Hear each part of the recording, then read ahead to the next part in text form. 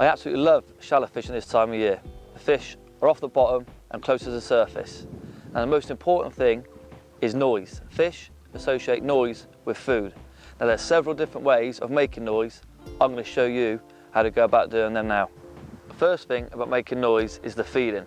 Now for me, 95% of the time is pellets. I'll bring 4 mils and 6 mils.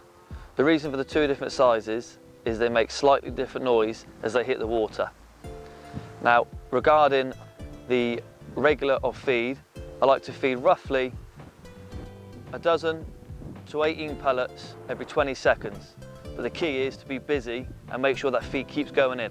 A second way of making noise is by rotating your rig, and this is called slapping. Now what this does is when you rotate your rig on the water, it emulates your feed going in, i.e. your pellets. But when you're slapping your rig, you're not tending to feed at the same time, so therefore the only bait in the water is your hook bait. When slapping, rigs are very important. For me, I like to use a bodied type float. Once you slap your rig in the water, this sounds just like a pellet, but with no feed. Once you make the noise, the fish home in, and the only feed there is your hook bait.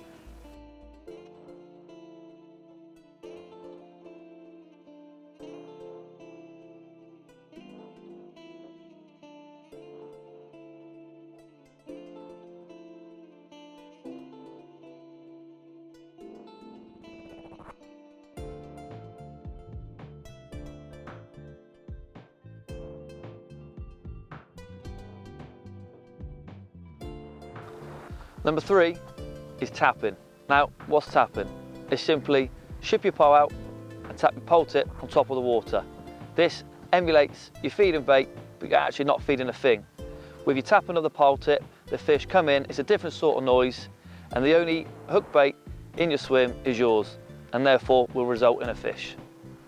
Those are the 3 ways of making noise. Now, every session is different, so it is important that you keep chopping and changing to keep the fish coming throughout the day. When the fish wise up, try something different.